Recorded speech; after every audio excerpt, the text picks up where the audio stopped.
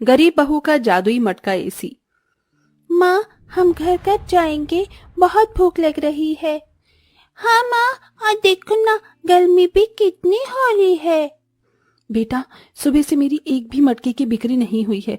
बस एक दो मटके बिक जाने दो, फिर हम तीनों घर चलेंगे। बहन जी, भाई साहब, मटकी ले लीजिए। इसके अंदर रखा हुआ पानी कई घंटे तक बिल्कुल ठंडा रहता है। अरे आज के जमाने में भला मटका कौन खरीदता है? आजकल तो हर किसी के घर में पानी ठंडा करने के लिए फ्रिज है, तो क्यों ही मटका खरीदेगा बेकार में।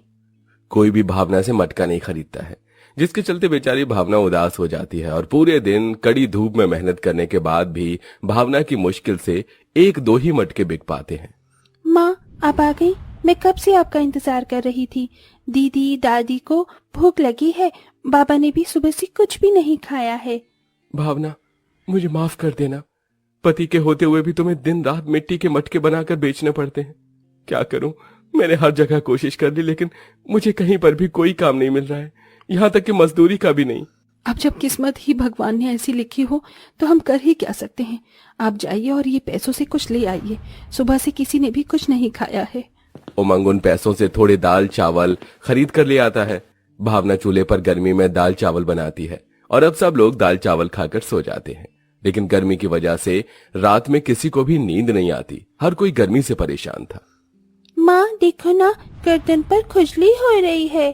हाँ माँ, मेरी गर्दन पर भी खुजली हो रही है और जल भी रहा है। भावना जैसे ही दिव्या और ज्योति की गर्दन देखती है तो हैरान रह जाती है।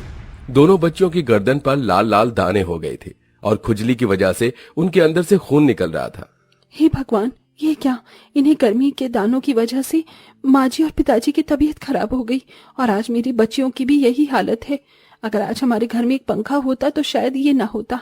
एक अमीर तो एसी में रहकर गर्मी को दूर कर देता है, लेकिन हम गरीब क्या करें। भावना नीम के पत्तों का लेप बनाकर अपनी दोनों बेटियों को लगा लेती है और रोज की तरह नदी किनारे जाकर मटका बनाने के लिए मिट्टी इकट्ठा करती है। तभी भावना को नदी की दूसरी तरफ एक कछुआ दिखाई देता है। उस कछुए के पैर से काफी ज्यादा खून निकल रहा था और वो कछुआ पलट भी नहीं पा रहा था, जिसके चलते वो चल नहीं पा रहा था। ये देख भावना जल्दी से कछुए के पास जाती है। इसके पैर में तो काफी खून निकल रहा है, अब मैं क्या करूं? भावना जल्दी से कुछ पत्तों को तोड़कर उनका लेप बनाकर उसके पैर पर लगा देती है और साथ ही साथ अपनी साड़ी के पल्लू को फाड़कर उससे उसकी पट्टी कर देती है। अब देखना, तुम कितनी जल्दी ठीक हो जाओगी। चलो अब तुम पानी में जाओ। जिसके बाद अब भावना जब भी नदी किनारे मिट्टी लेने जाया करती तो उस कछुए के लिए हमेशा कुछ न कुछ खाने के लिए ले जाती। खाओ खाओ, तुम्हें भूख लग रही थी ना मेरे प्यारे कछुए। जहाँ एक तरफ भावना उस कछुए से मिलकर खुश रहा करती थी, वहीं दूसरी तरफ परिवार की हालत से काफी परेशान रहती थी। अब वो वक्त आ गया था जहाँ पूरा परिवार एक एक रोटी के लिए मोहताज हो गया था और गर्मी का कहर भी अब अपनी सारी हदें पार कर चुका था। माँ, गर्मी की वजह से दानों में बहुत जलन हो रही है। हाँ माँ, और बहुत भूख भी लगी है। बहू, कुछ कर, अब ये गर्मी और भूख और बर्दाश्त नहीं होती। अपने परिवार वालों की ऐसी हालत भावना से और नहीं देखी जाती और वो रोती हुई जाकर नदी किनारे जाकर बैठ जाती है। भावना नदी किनारे बैठकर जोर जोर से रोने लगती है। उसकी आवाज से पानी के अंदर से वो कछुआ बाहर आ जाता है। इतनी मेहनत करने के बावजूद भी मैं अपने परिवार को ना ही तो इस गर्मी से बचा पा रही हूँ और ना ही उन्हें रोटी दे पा रही हूँ। अब तो मेरे पास एक ही रास्ता है कि इसी नदी में कूदकर मैं अपनी जान दे दूं। नहीं भावना, ऐसा मत करना।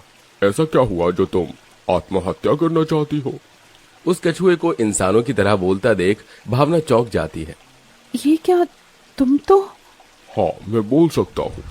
उस दिन तुमने मेरी चोट पर मरहम लगाकर मेरी मदद की थी।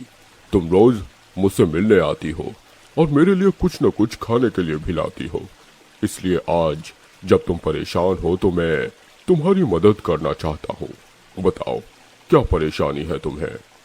उस कछुए की बात सुन भावना उसे अपने परिवार की सारी स्थिति के बारे में बताती है। बस इतनी सी बात?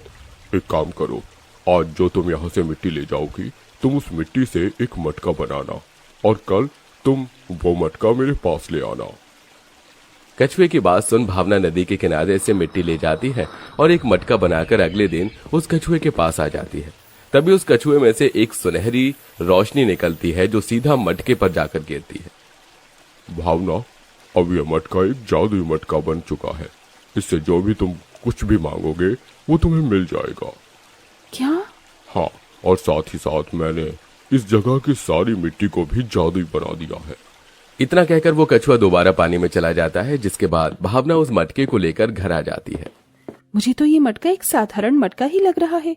कहीं उस कछुए ने मेरे साथ कोई मजाक तो नहीं किया? इतना कहकर भावना पानी ठंडा होने के लिए उस मटके के अंदर पानी डाल देती है। लेकिन जैसे ही उस मटके के अंदर पानी डलता है तो उसके अंदर से बिल्कुल एसी जितनी ठंडी हवा आने लगती है। ये क्या? इस मटके में पानी डालते ही ये तो बिल्कुल एसी की तरह काम कर रहा है। ये तो सच में एक जादुई मटका है। ये क्या? ये हमारा भट्टी जैसा घर इतना ठंडा कैसे हो गया? उमंग के पूछने पर भावना उसे सारी बात बताती है, जिसे सुन अगर ये सच में एक जादुई मटका है तो ये तो हमारी सारी ख्वाहिशों को पूरा कर सकता है ना? हाँ, हे जादुई मटके, हमें अपना जादू दिखाओ और मेरे परिवार को खाने के लिए पकवान दो। भावना के इतना बोलते ही उस जादुई मटके के अंदर से एक सुनहरी रोशनी निकलती है और देखते ही देखते उनके सामने ढेर सारे लजीज पकवान आ जाते हैं। ये जादुई मुझे और मेरी बहनों को खेलने के लिए खिलौने चाहिए और ढेर सारी चॉकलेट आइसक्रीम भी। ज्योति के इतना बोलते ही मटके के अंदर से ढेर सारी आइसक्रीम, चॉकलेट और केक खिलौने निकलने लगते हैं, जिसे देख वो सभी लोग बहुत खुश होते हैं। ए जादुई मटके, क्या तुम अपने जादू से मेरे सास ससुर को भी ठीक कर सकती हो?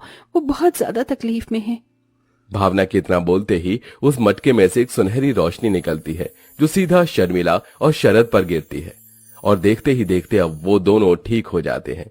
सारा परिवार उस मटके की वजह से काफी खुश होता है कि तभी भावना के मन में ख्याल आता है।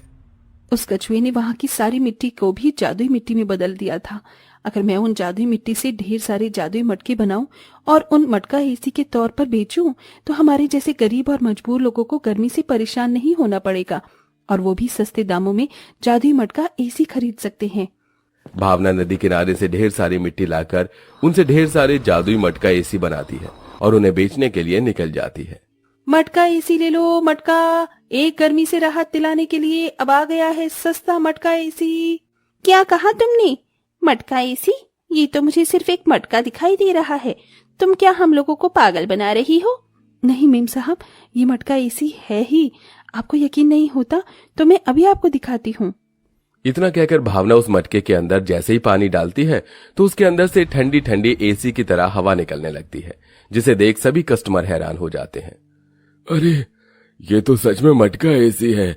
इसके अंदर से तो बिल्कुल एसी जितनी ठंडी हवा आ रही है। अरे, मुझे तो लग रहा है कि मैं शिमला आ गया हूँ। अब जहां पहले पूरे दिन में कड़ी धूप में मेहनत करने के बावजूद भी भावना की 1 से 2 मटके ही बिकते थे, वहीं अब मटका एसी होने की वजह से सिर्फ कुछ घंटे में भावना के सारे मटके एसी बिक जाते हैं, जिसके चलते आज उसकी बहुत अच्छी कमाई होती है और अब भावना रोज उस जादुई मिट्टी से जादुई मटका एसी बनाकर बाजार में बेचती है। क्या तुम सच में ये मटका एसी हम लोगों को बिना पैसे के दे रही हो?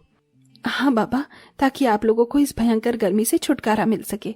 भगवान तुम्हारा भला करे। आज इस मटके एसी की वजह से हमारा परिवार और हम चैन की नींद सो पाएंगे।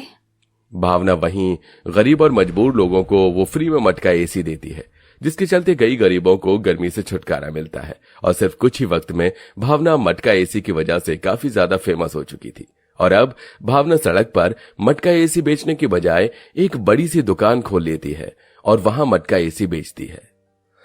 अपने अच्छे कर्म और मेहनत से आज भावना ने अपनी पूरी परिवार के साथ साथ कई गरीब लोगों को भी गर्मी से राहत दिलवाई थी। इसलिए हमें कभी भी कोई अच्छा काम करने से खुद को नहीं रोकना चाहिए। आपके एक अच्छे काम के फल के साथ साथ कई और लोगों की मदद हो सकती है।